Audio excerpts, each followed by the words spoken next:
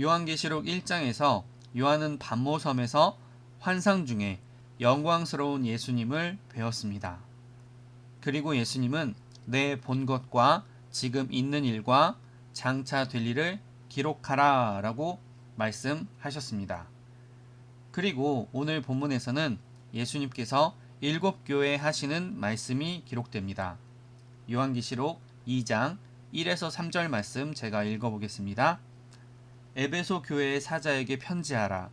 오른손에 있는 7별을 붙잡고 7금 촛대 사이를 거니시는 이가 이르시되 내가 내 행위와 수고와 내 인내를 알고 또 악한 자들을 용납하지 아니한 것과 자칭 사도라 하되 아닌 자들을 시험하여 그의 거짓된 것을 내가 드러낸 것과 또 내가 참고 내 이름을 위하여 견디고 게으르지 아니한 것을 아노라.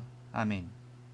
이것은 에베소 교회에 보내는 예수님의 칭찬으로 1절부터 살펴보면 오른손의 7별은 7교회의 목회자로서 그들의 참 생명은 오직 하나님께 달려있음을 말씀하고 있습니다. 그리고 7금 촛대 사이에 다니시는 예수님은 교회와 동떨어져 있는 것이 아니라 그들이 당하는 핍박과 괴로움을 아시고 결국에는 승리로 인도하실 구원의 주님이십니다. 2절을 보면 악한 자, 즉 거짓 교사들을 분별하고 치리하여 그들이 교회 공동체에 들어오지 못하도록 했습니다. 즉 교회의 진리를 수호한 것입니다. 그 당시에는 순회 전도자들이 있었습니다. 그러나 그들 중에는 간혹 거짓 교사들이 있었는데 이것에 대한 냉철한 분별력을 가지고 그들의 사상이나 생각에 대하여 말하지 못하도록 했다는 것입니다. 왜냐하면 바울과 디모데가 에베소 교회에 바른 신앙관을 확립해 주었기 때문입니다. 이 일 외에도 에베소 교회는 예수님의 영광을 위하여 성실과 인내로 신앙생활을 했습니다. 이것을 예수님께서 아신다고 말씀하셨습니다. 혹시 요한이 에베소 교회의 최신 뉴스를 모른다 하더라도 예수님께서 이러한 말씀을 요한에게 들려주셔서 교회에 편지를 했다면 에베소 교회는 깜짝 놀랐을 것입니다. 왜냐하면 예수님께서 그들의 행동에 대해서 이미 알고 계셨기 때문입니다. 이어지는 4에서 5절 말씀을 제가 읽어보겠습니다. 그러나 너를 책망할 것이 있나니 너의 처음 사랑을 버렸느니라. 그러므로 어디서 떨어졌는지를 생각하고 회개하여 처음 행위를 가지라.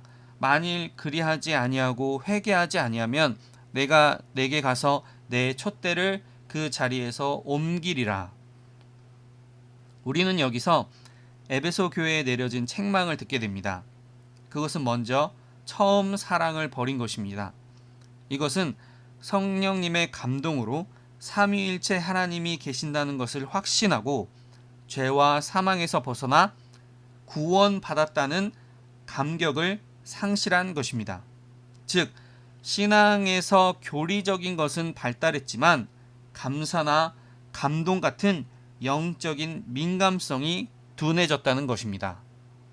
그리고 첫사랑을 회복하지 못하면 내 촛대를 옮기겠다고 말씀하고 있습니다.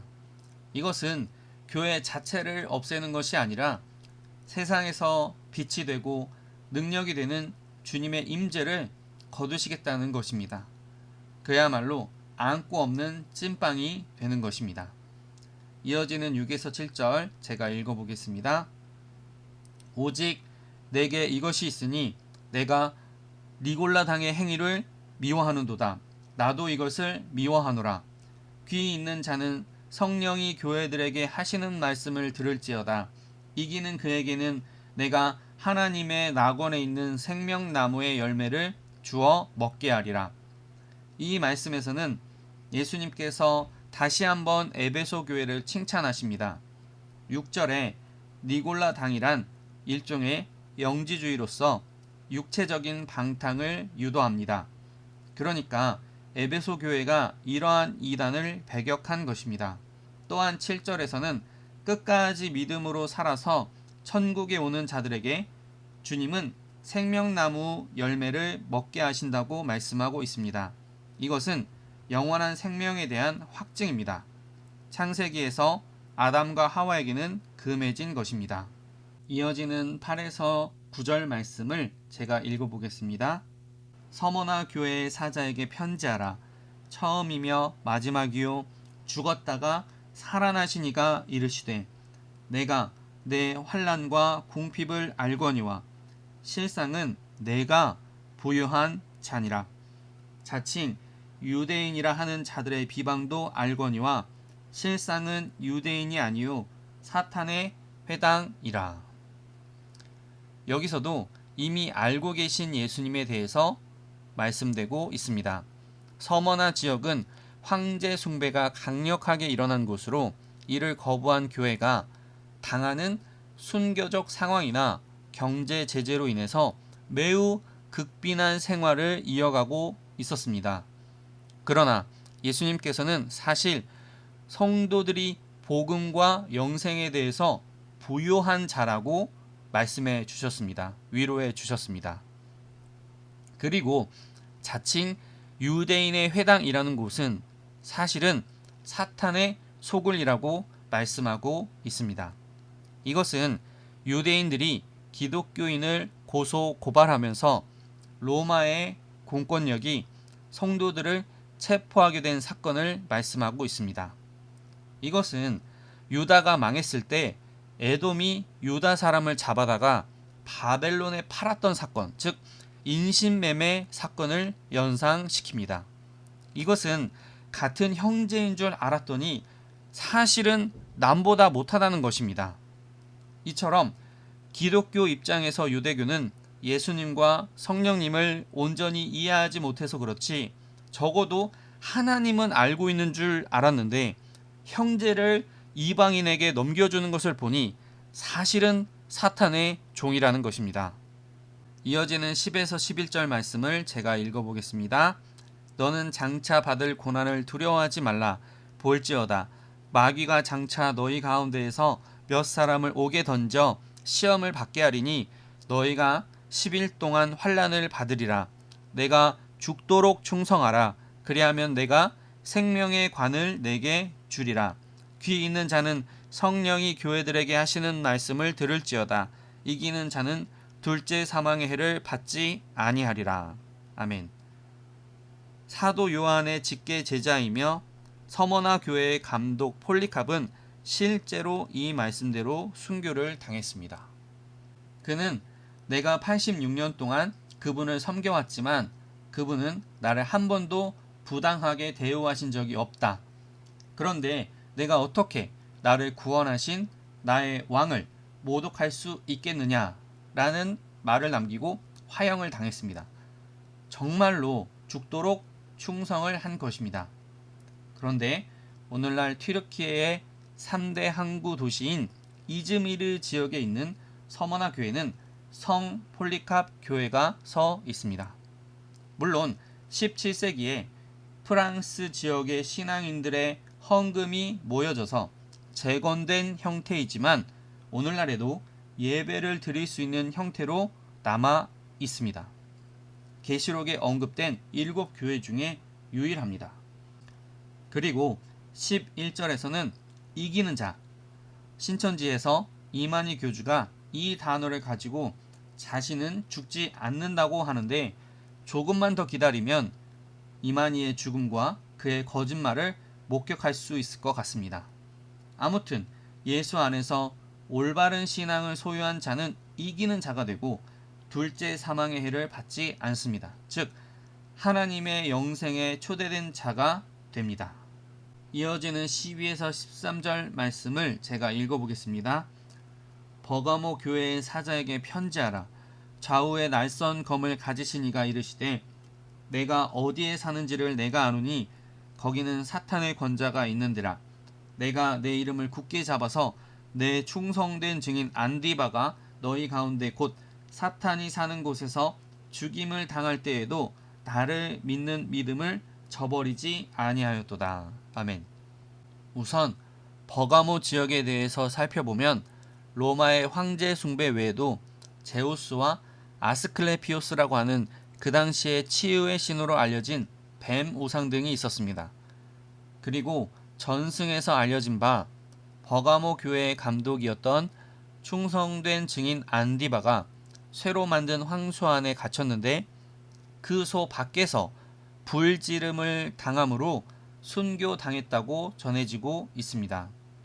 그런데 13절에서 내 이름을 굳게 잡아서 라고 하는 말씀을 보아 안디바가 순교를 당할 때 예수님의 이름을 부르며 믿음을 잃지 않으려고 노력한 것으로 추정됩니다.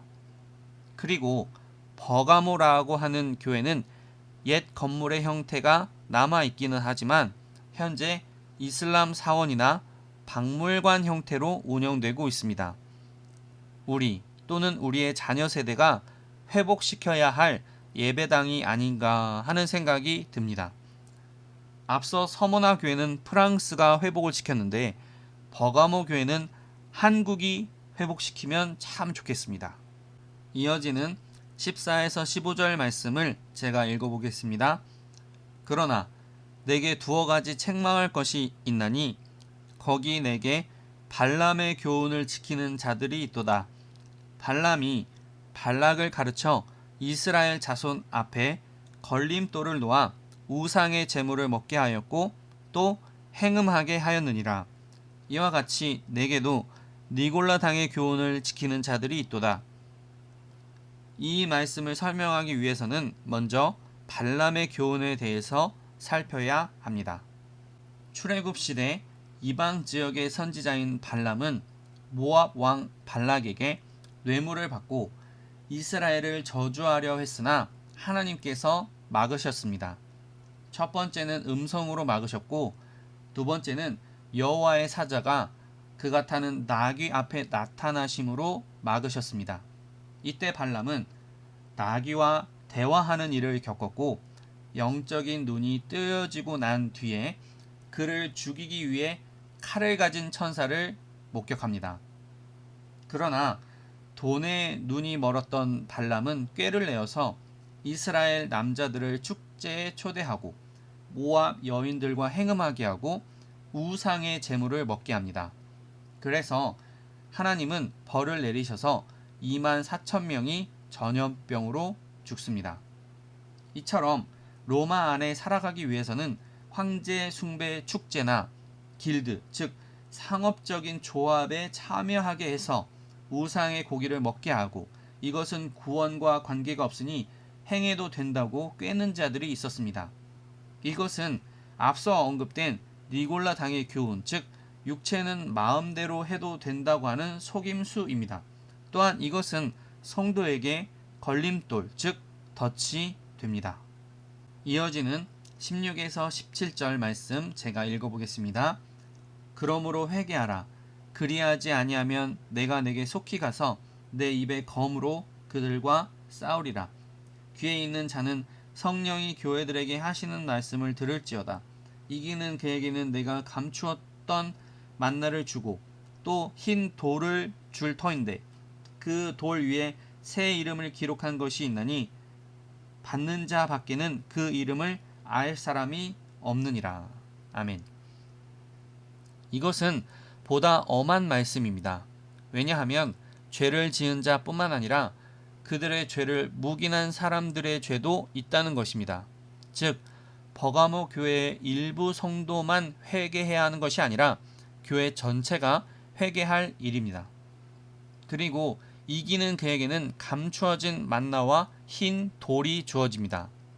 먼저 감추어진 만나는 예수님 자신입니다. 그리고 흰 돌은 세 가지 의미가 있습니다. 첫째, 무죄를 선언함입니다.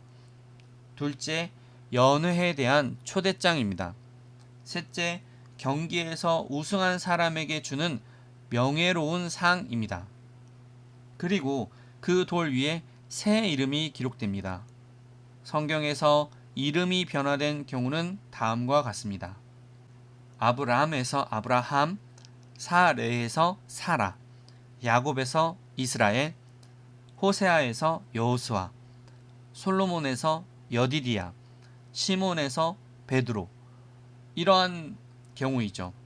이러한 이름들을 살펴보면 이름과 함께 운명이 변한 사람들입니다. 그런데 받은 사람 외에는 그 이름을 알 사람이 없다라고 말씀하고 있습니다.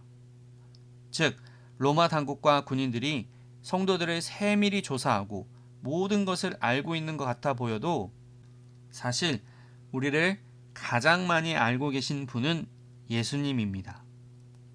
이분과 우리가 맺은 관계는 세상이 알 수 없는 특별함이 있습니다.